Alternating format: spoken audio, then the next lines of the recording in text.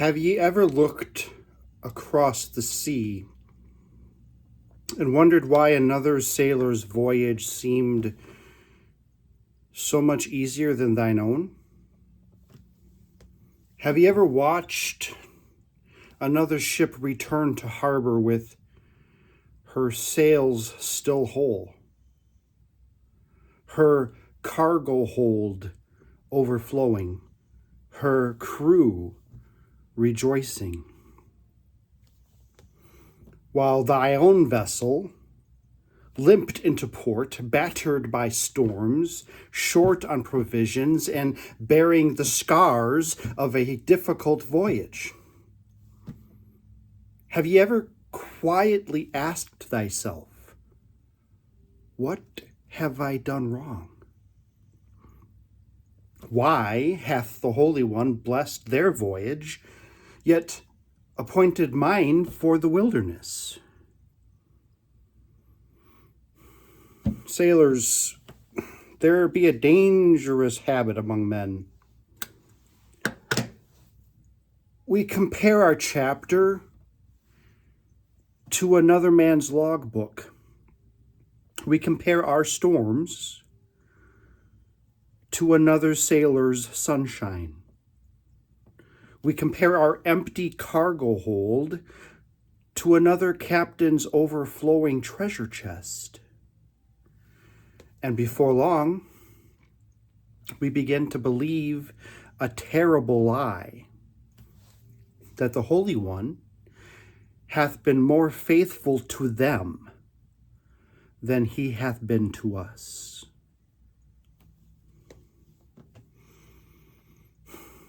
Yet, what if the Almighty hath been writing a different voyage?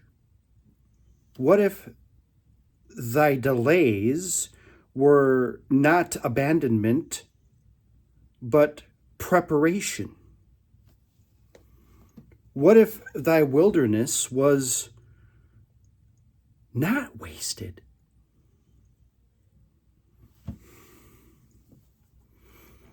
When most men read the closing chapters of the book of Numbers, they see little more than a list of forgotten campsites, names difficult to pronounce, places long since vanished into the dust. Yet, the Holy One commanded that every one of them be written. Every camp, every delay, every victory, every failure, every lesson recorded forever. Because heaven never forgets a single harbor through which it has guided one of his children.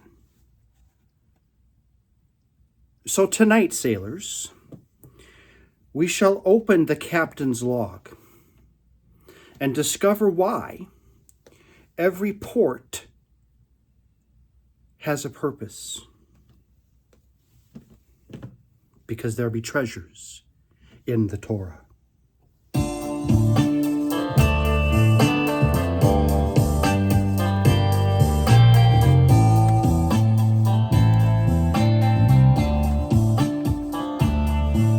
From names once hidden, roots we reclaim. From scattered sparks, we learn our name. Through longest night, the call remains the same.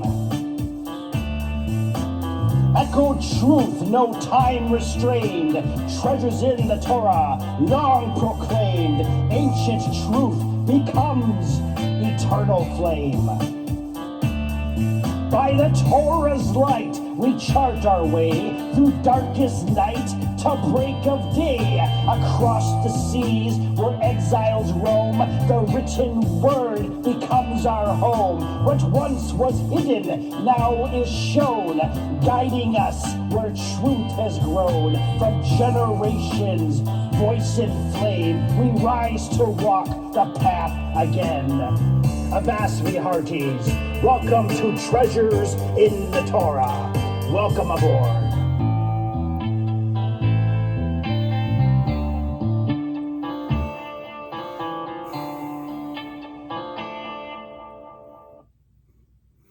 Shabbat Shalom, sailors of Sinai. And welcome once again aboard the captain's cabin. I be your host, Captain Shimon, and it be my great joy to welcome you aboard another voyage of treasures in the Torah. Whether you be joining us from a bustling harbor, a quiet village, or a lonely stretch of open sea, know this, that ye are always welcome aboard this vessel. Now, before we chart our course, let us do as every sailor who is faithful, every faithful sailor ought to do. Let us first set our compass toward the Holy One, blessed be He. Please join me in stand if possible, and join me in reciting the prayer of our people, the Shema. Shema Yisrael, Adonai Eloheinu, Adonai Echad, Baruch Shem Kavod, Malchuto, Leolam Vayed.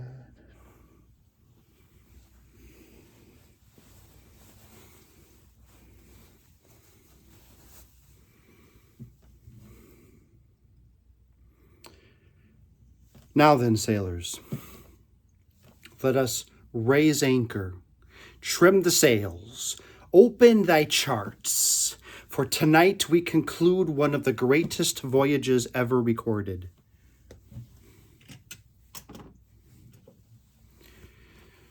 This week, we arrive at the closing chapters of the book of Numbers, Parashat Matot and Masei.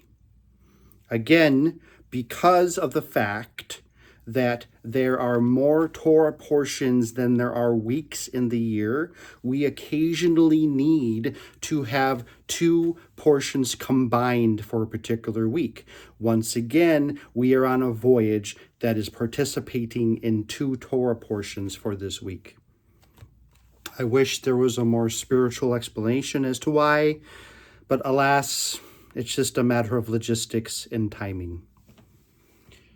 So when many sailors come to these final chapters, they begin reading. And before their eyes begin to drift,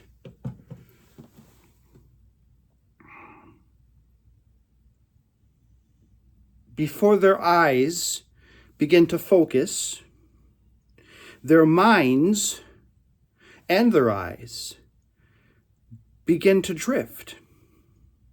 And before long, there is a question that remains. What greets them? A long list of names. There are several points in the Torah where, for the average person, it is difficult to read this information because it seems really drab and just like a list of names that mean nothing to most people. Particularly this portion, we have a list of encampments, places that are, if we're to be honest, difficult to pronounce for most tongues. Places most have never heard of and may never hear again. And so many quietly ask, why did the Holy One preserve this list? Why devote precious space in the Torah to campsites that seem to have been forgotten by history?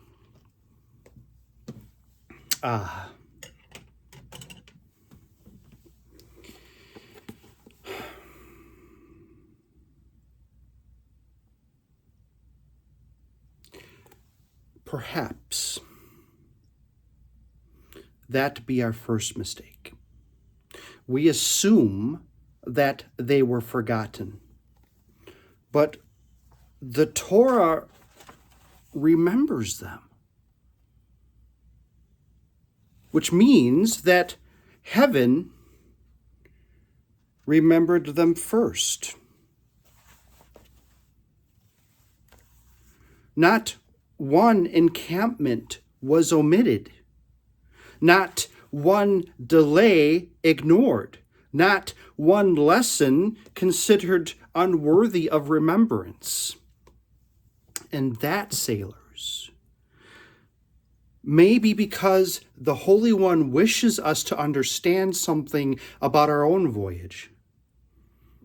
For if he remembered every step of Israel's journey, might he not also remember every step of ours? The destination never changed. The promised land always lays before them, but the journey became much longer than anyone expected.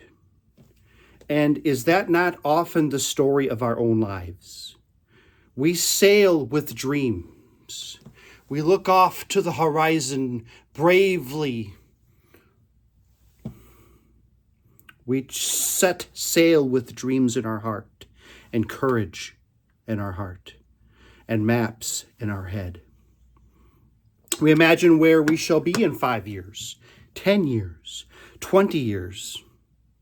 Then storms arise.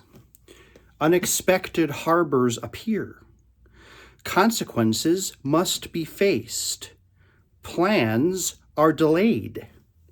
And before long, we find ourselves wondering, how did I end up here?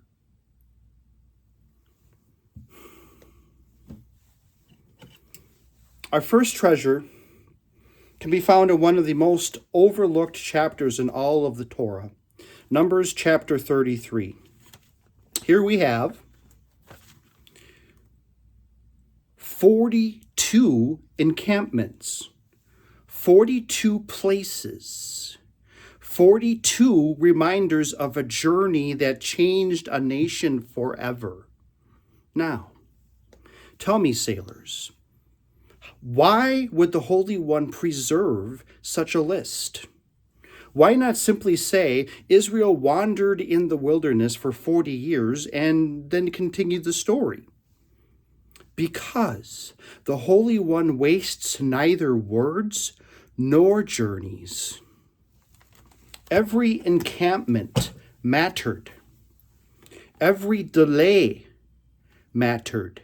Every victory mattered. Even every failure mattered. Our sages understood this well. Rashi teaches that these journeys were recorded to remind Israel of the loving kindness of the Holy One. Though they wandered for 40 years, they were not constantly moving. Many encampments lasted for months, even years. And throughout those years, the Almighty faithfully sustained them. Imagine that, sailors. The very places Israel may have wished to forget, the Holy One commanded them to remember. Why? Because memory is one of the greatest teachers of faith. We remember where we have been. We are told throughout the Torah, you are to do these things and to remember them, because remembering, bringing to our recollection, is the epitome of understanding the ways of HaShem. When we remember where we have been, we are reminded that the memory is one of the greatest teachers of faith. Because when we remember where we have been, we begin to understand where the Holy One has been leading us. This journal before me tells the story of a captain's voyage. Not merely the destination, but every harbor visited along the way. For what good be a captain's log if it records only the day the ship reaches port. The storms belong in the log. The calms belong in the log. The repairs belong in the log. The mistakes, they too belong in the log. The provisions belong in the log. Only then does the voyage tell its true story. And so it is with us. Many among us wish to tear the whole pages from the logbook of our lives. We wish to erase the failures, the disappointments, the wilderness experiences, the painful seasons that we would rather not forget, honestly. Yet, perhaps the Holy One would say unto us, leave that page exactly where it is. For one day thou shalt discover that I was writing something there that you could not yet understand. Sailors, perhaps the greatest tragedy is not that we have endured difficult journeys, but that we fail to recognize what the Holy One accomplished through them.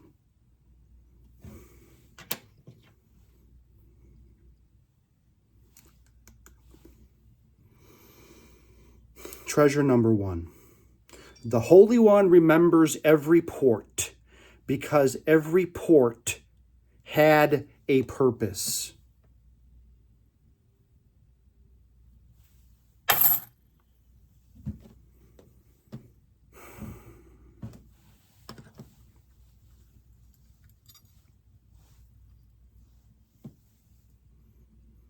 Now then, sailors, let us speak of one of the greatest dangers upon the sea. It be not the storm, it be not the reef, it not even be the pirate. It be comparison. For comparison hath caused many a faithful sailor to abandon the very course the Holy One had charted for him. Tell me, when a captain stands upon his deck, does he steer his ship by watching another vessel? Of course not. He steers by the compass. For another ship may be sailing to another harbor, another cargo, another calling, another destination altogether. Yet, how often do we forget this? We look across the sea. We say another sailor whose voyage appears effortless. His sails are full. His crew is smiling. His cargo hold overflows. His name is praised upon every deck and every dock. Then we look upon our own vessel. The sails are torn. The deck bears scars from many storms. The cargo hold seems nearly empty. The voyage hath taken far longer than we had ever imagined. And quietly, almost without realizing it, we begin asking dangerous questions. Why hath the Holy One blessed his voyage more than mine? What have I done wrong? Why do they prosper while I remain in the wilderness? Sailors, that question reveals something important. Not about the Holy One, but about us. For it assumes that visible success is the measure of divine favor. Yet the Torah teaches no such thing. Consider Israel. For 40 years they owned no vineyards, no cities, no inheritance, no fields. Had the nations looked upon them, they would have seen nothing but wanderers, a people living beneath tents, homeless, gathering manna each morning, marching from camp to camp. The world would have called them failures. The world would have called them destitute. But the world would have been wrong. For while the nations built cities, the Holy One was building a people. Perhaps, sailors, there be those in thy own life who have judged thy voyage. Perhaps a husband, perhaps a wife, perhaps thy parents, perhaps thy children, perhaps thy companions. They look upon thy life and say, "Why hast thou not accomplished what others have accomplished? Why be thy cargo hold so light? Why doth another captain possess so much more?" The world hath but one measure: more. More gold, more applause, more possessions, more recognition. But heaven keeps a different logbook. The Holy One doth not first ask, "How much treasure didst thou gather?" He asks, "Did thou remain faithful to the course which I charted?"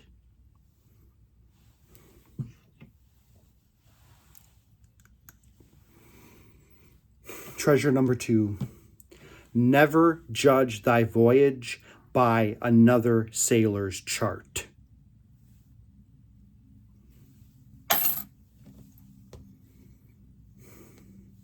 Tonight, the Torah shall answer that question. For every port had a purpose. Now, sailors, there be another lesson hidden within these wilderness journeys that we dare not overlook.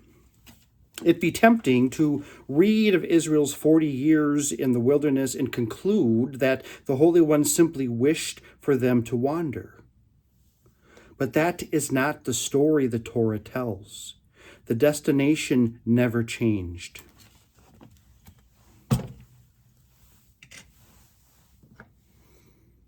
The compass always pointed towards the promised land.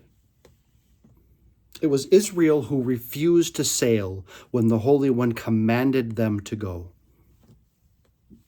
When the spies returned from the land, 10 filled the hearts of the people with fear.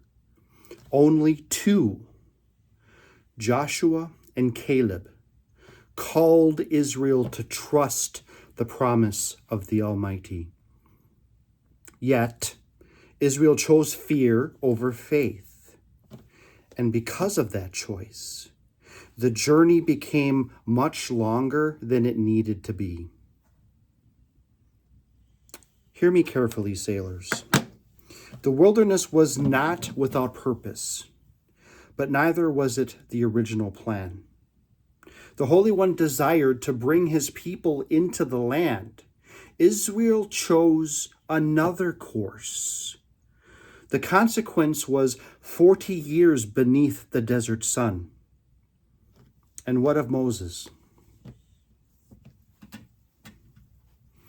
There be certain sailors who read the account of the waters of Meribah and conclude that the Holy One simply punished Moses. Yet, I would urge you, lower thy anchor for but a moment and read the chart more carefully.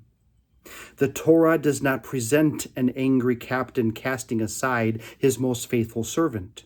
Rather, It presents a holy God, showing us that even the greatest among us are accountable for the choices that we make. Moses made a decision. Israel made a decision. Both journeys were changed by those decisions.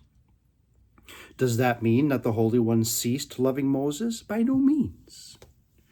Did he stop speaking with him? No.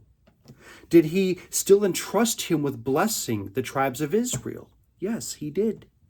Did Moses still prepare Joshua to lead the people? Indeed, he did. The relationship remained, even though the consequence remained also. Sailors, there be a lesson every one of us must learn. Our choices matter. They shape our voyage. They influence those who sail beside us. They may even change the length of our wilderness. Yet never confuse consequence with abandonment. For the Holy One remained with Israel in the wilderness, and he remained with Moses until the very end of his voyage. The compass never changed, only the course chosen by the sailor. Treasure number 3. The compass remains true even when the sailor chooses another course.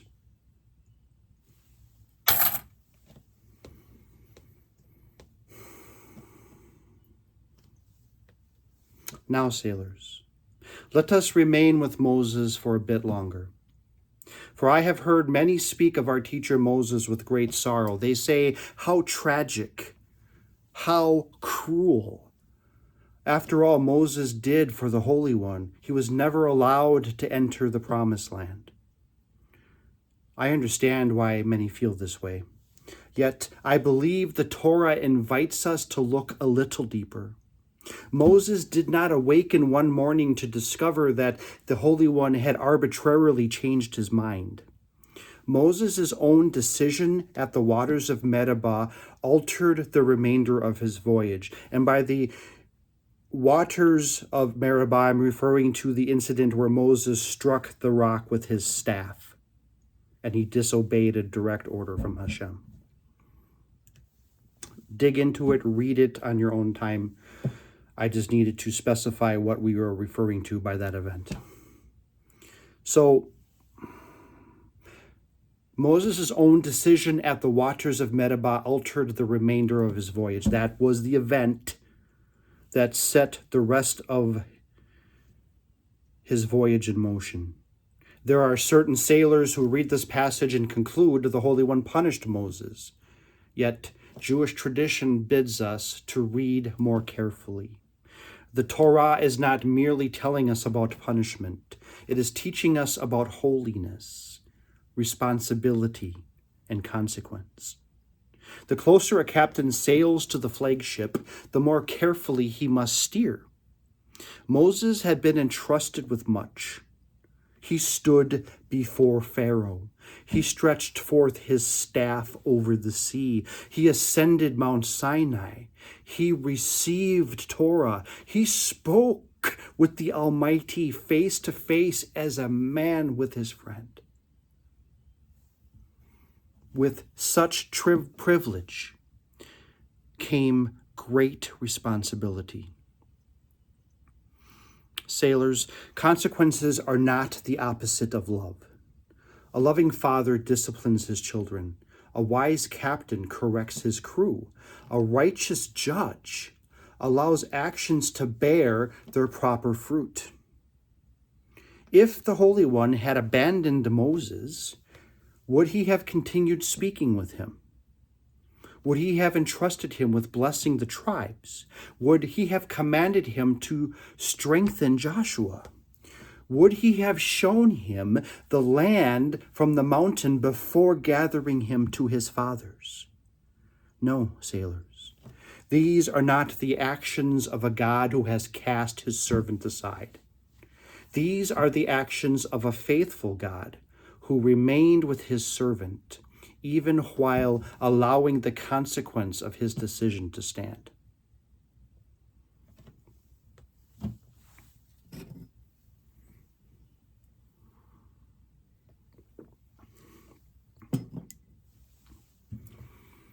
Perhaps some among you carry consequences of your own. Perhaps there be decisions you wish you could undo, words you wish you had never spoken, years you wish you could reclaim. Take heart. Consequences may remain, but so may thy covenant with the Holy One. Never believe the lie that because thy voyage changed, the captain abandoned his ship. Treasure number 4. Consequences do not erase the faithfulness of HaShem.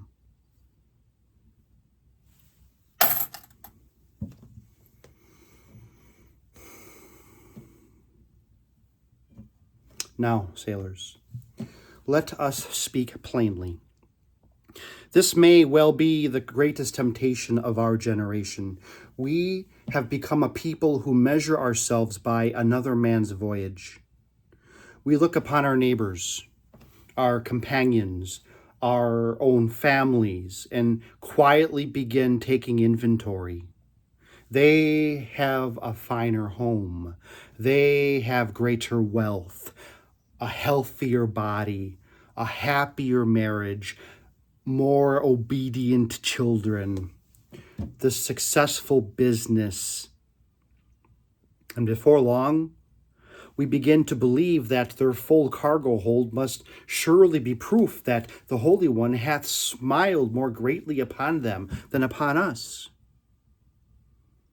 There are congregations who fill their multiple seats speaking things like this into people's lives. But sailors, this concept, that is not the Torah speaking.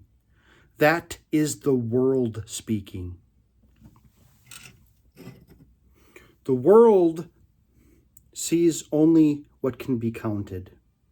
Gold, silver, land, possessions, recognition. But tell me,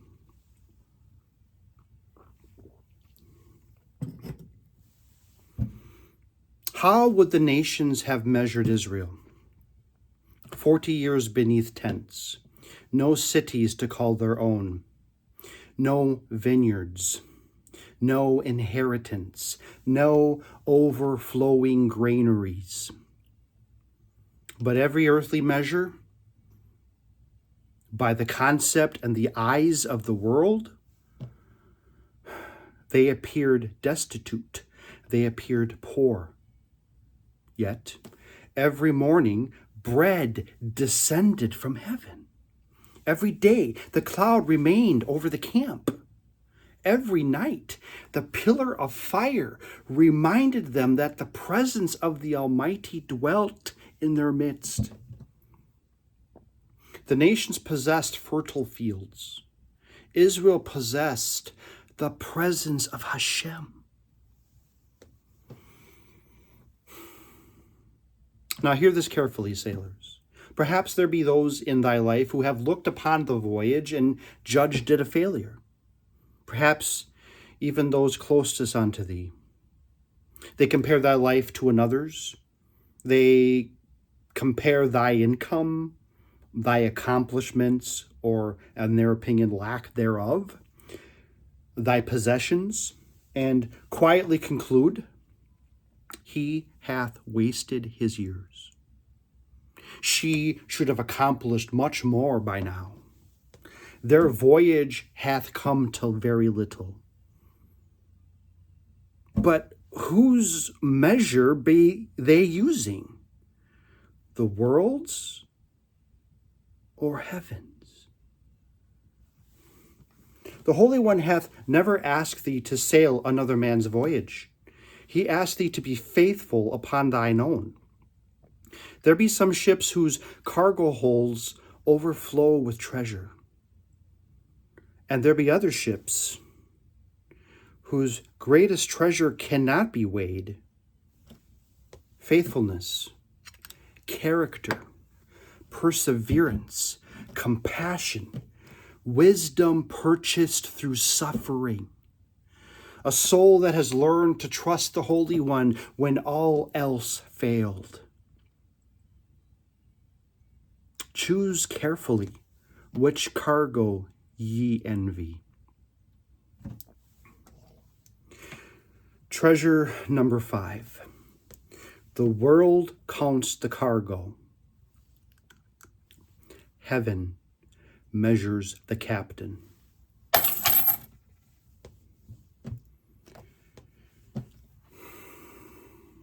Now, sailors, we come to what might be the most beautiful lesson in this entire voyage. For many years, I believed that the tragedy of Moses was that he never entered the promised land. And indeed, there is a degree of sorrow in that. Yet, perhaps we have been measuring Moses by the wrong standard. Perhaps the question is not, did Moses enter the land?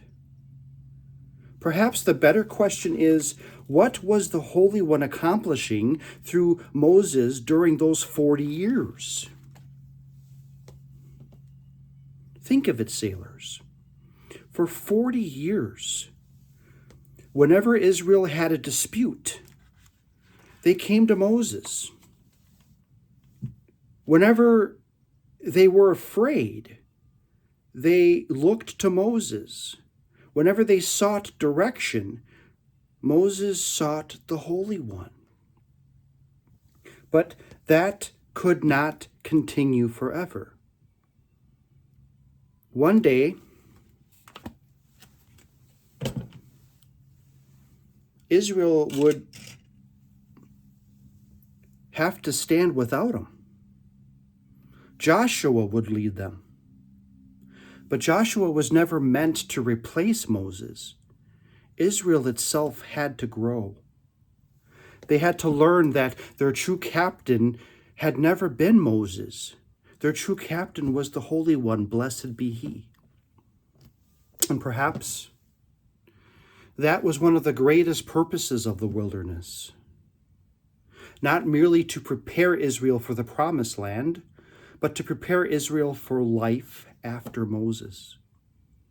Sailors, is that not the calling of every parent? We do not raise our children so that they shall need us forever. We raise them so that one day they may stand firmly upon their own feet. We teach them the scriptures. We correct them. We encourage them. We pray for them. We sacrifice for them. Not that they may forever remain children. Nay, but that they may become faithful men and women of God. The world applauds the successful son. The world celebrates an accomplished daughter. Yet seldom does it stop to honor the mother who spent sleepless nights, the father who quietly bore burdens no one else saw. The quiet victories are often won long before the applause is ever heard. Perhaps, sailors, Moses did not fail at all. Perhaps his greatest success was not leading Israel into the land, but preparing Israel to walk faithfully after he was gone.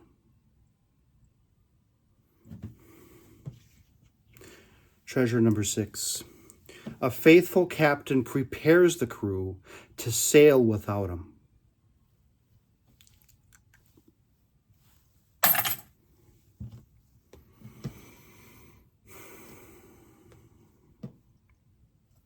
Now, sailors, there be one final treasure hidden in this week's voyage. It may well be the hardest treasure to accept, yet it may also be the most beautiful, coincidentally. Our world teaches us that success means seeing the finished work with our own eyes. We wish to see the harvest. We wish to enjoy the reward.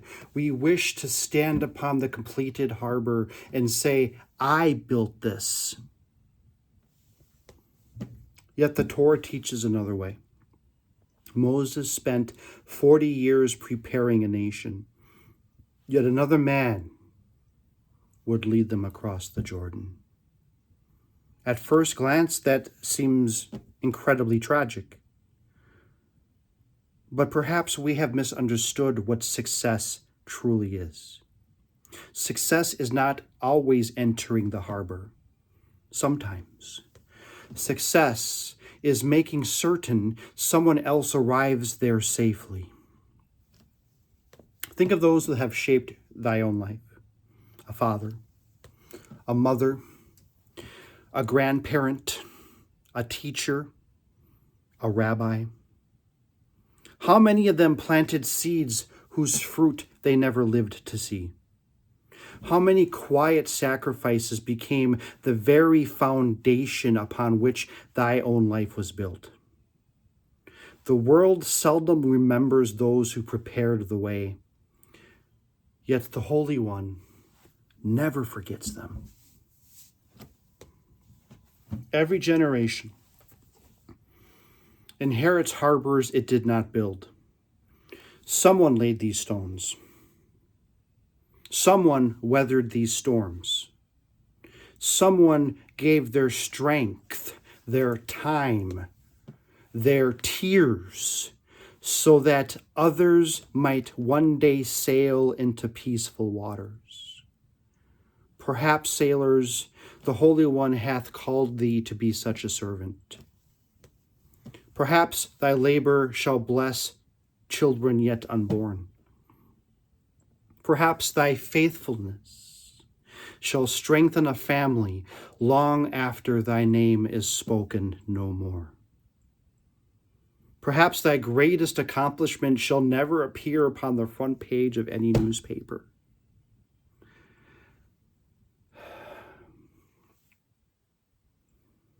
Yet it shall be written forever within the captain's log of heaven.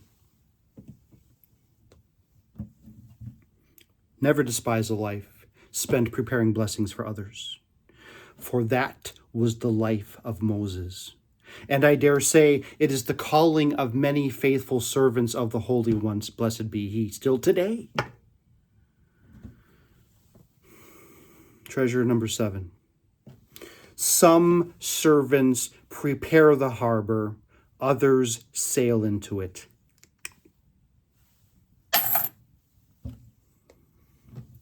May we be found faithful. Whether the Holy One calls us to build the harbor or enter it.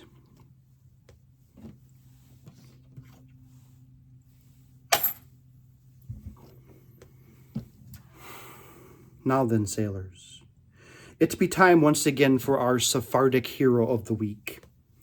Most weeks I tell you of faithful sons and daughters of Israel who have already walked before us, whose footsteps have long since faded into the dust of history. Yet every so often, the Holy One, blessed be he, parts the mist that lies beyond tomorrow and grants an old captain but the briefest glimpse beyond the horizon. This week I have seen such a soul far beyond old age, far beyond our own time. Long after our generation hath returned to the dust, the Holy One shall raise up a faithful son from among the Sephardic brethren. His name shall be Moses Montefiore. He shall command no mighty fleet. He shall conquer no kingdoms by the sword. His victories shall not be won upon fields of battle, but through steadfast kindness, unwavering faith, and a heart devoted to the people of Israel. He shall cross many seas, stand before princes, speak with kings, comfort the afflicted, strengthen the scattered children of Israel, help establish new dwellings upon the ancient hills of our fathers, raise places where the sick may be tended, encourage houses where the young shall be instructed in wisdom, and spend the treasure entrusted into him as though every coin first belonged to the Almighty. Many shall one day find shelter because of his labor, though they shall never know the burdens he bore to prepare it for them. And through great honor shall one day be bestowed upon him by the rulers of distant lands. His greatest honor shall not come from earthly crowns, but from heaven itself.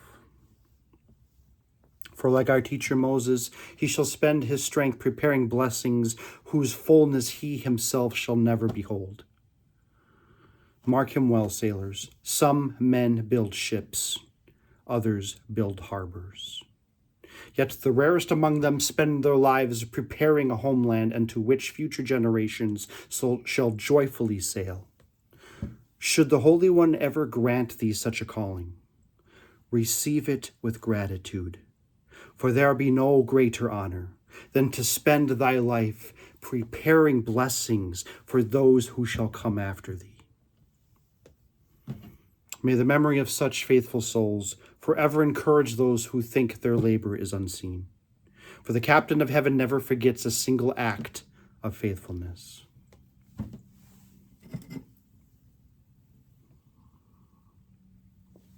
Gather close, sailors.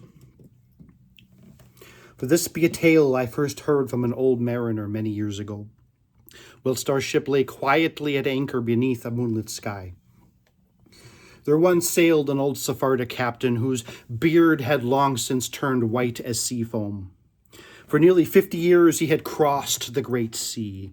He had weathered storms fierce enough to split a mast. And he had buried friends beneath the waves. He had known hunger, disease, loneliness, and loss. Yet through every voyage he spoke but of one thing, a harbor. A harbor his own father had described to him when he was but a lad. One day, his father would say, the Holy One shall guide thee there. And so every voyage, every hardship, every repair made to the ship, every lesson taught to a young sailor, every storm survived, was made with that harbor in mind. Then, one morning, nearly half a century at sea, the cry came from the crow's nest, "Land off the bow!" The crew rushed to the rail. There it was, the harbor of which the old captain had spoken of all this time, his entire life. The waters were calm. The morning sun danced upon them like polished gold. The sailors laughed. They embraced one another. "Captain," they cried, "we've done it!" The old captain smiled, but he did not answer, for the years had finally caught him. His strength had failed. The ship's physician quietly shook his head. The old captain would not live to see another sunrise. He summoned his first mate. Into the young man's hands he placed his weathered compass, then keys to his cabin, his captain's log. The young sailor could scarcely speak. "Captain, the harbor lies just ahead. After all these years, it's not fair." The old captain smiled gently. "Ye still believe this voyage was about me? It never was." He pointed towards the harbor. "The Holy One never called me to possess that harbor. He called me to prepare thee to enter it." The first mate began to weep.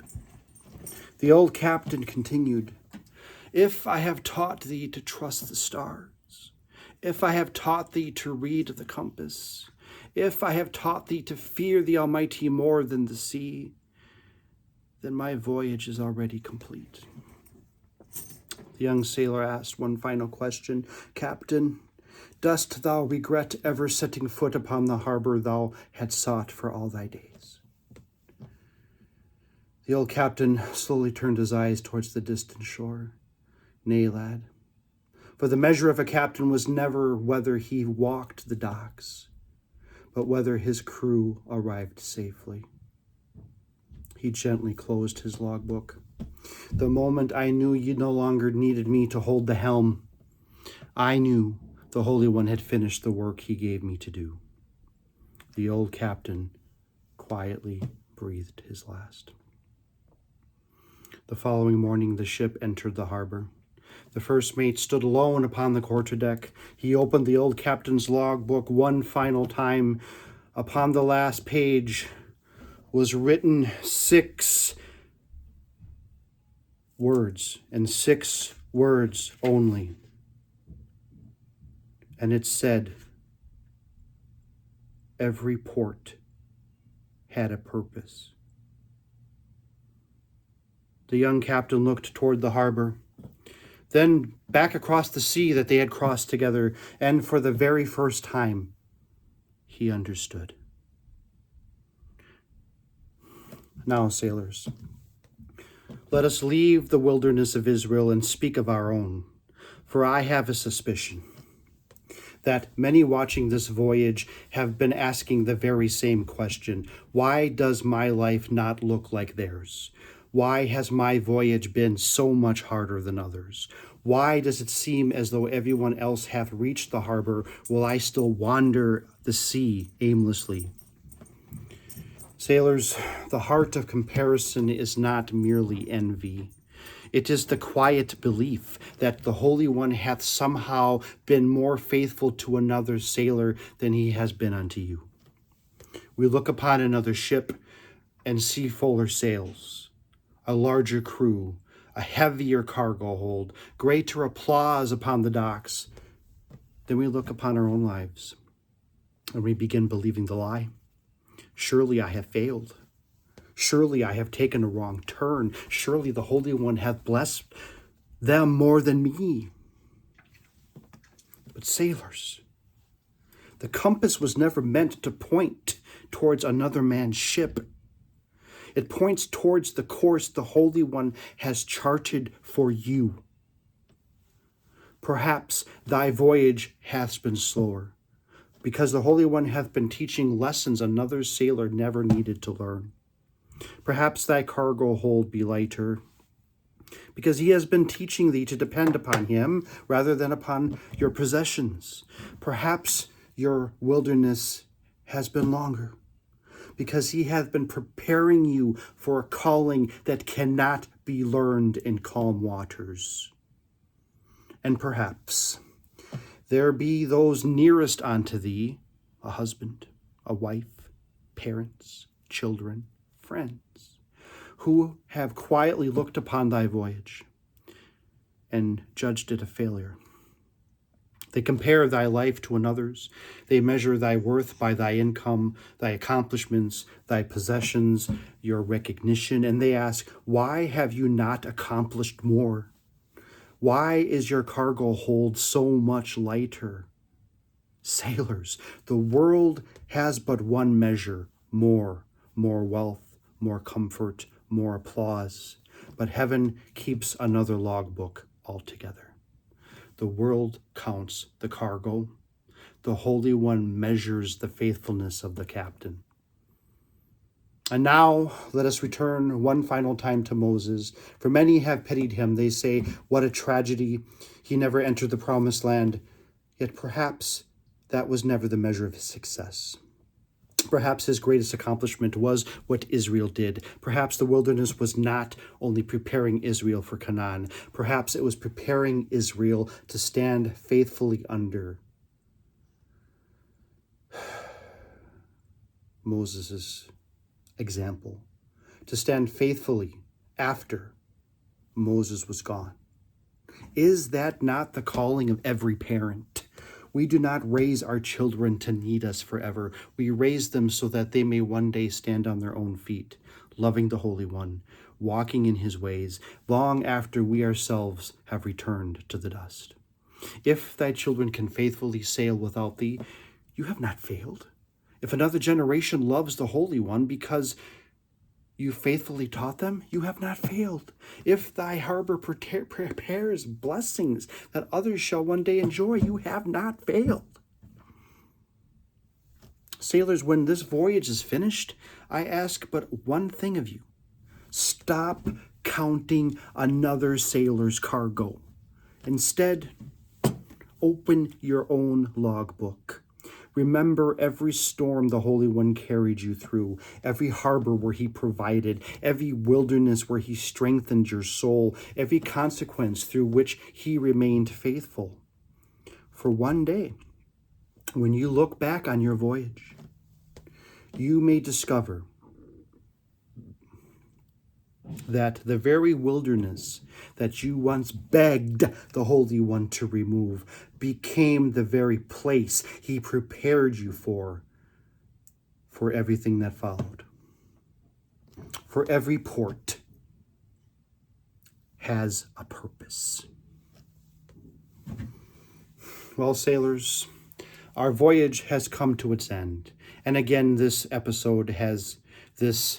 voyage has been longer than previous ones, but we had a lot we needed to cover. If this week's treasure has encouraged your heart, if it has strengthened your faith, or if it has helped you to see your own voyage through the eyes of Torah, then I humbly ask you to help this little ship continue her voyage. Give this video a like, share it with another sailor, and if you have not yet joined our crew, please do so. I would be honored if you would subscribe and sail with us each week as we continue searching for treasures hidden within the Holy Torah. And now, before we depart, receive the blessing of the Holy One commanded Aaron and his sons to place upon the people of Israel. Yivarechecha Adonai v'yishomrecha, Ya'er Adonai panav alecha v'yihunecha, Yesu Adonai panav alecha v'yasem lecha shalom. May the Holy One bless you and keep you. May the Holy One make his face shine upon you and be gracious unto you. May the Holy One lift up his countenance upon you and grant you shalom. And now, my dear sailors of Sinai, may the Holy One grant thee the wisdom to remember every harbor through which he has faithfully led you. May he open your eyes to behold purpose where once you saw only delay, hope where you once saw only wilderness, and preparation where you once believed that your labor had been in vain. May he keep you from the dangerous habit of measuring your voyage by another sailor's cargo, and instead teach thee to rejoice in the course he himself hath charted for you. May he strengthen every weary parent who wonders whether the years of sacrifice have borne fruit. May they find comfort in knowing that a faithful captain is measured not by how long the crew needs him, but by how faithfully they sail when he is no longer at the helm. May he encourage every sailor who carries regrets, reminding thee that while consequences may shape the voyage, they need never separate you from his covenant faithfulness. And should the Holy One call thee to spend thy days preparing a harbor that you yourself may never enter, may he also grant you the joy of knowing that no act of faithfulness is ever forgotten in heaven's logbook. Until we meet again upon another voyage, may your compass remain true, and may thy sails be filled with the breath of heaven, and may thy anchor hold fast in every storm. And may the evil urge be tied fast to an anchor and cast into Davy Jones' locker. Shabbat shalom, sailors, and remember, there be treasures in the Torah.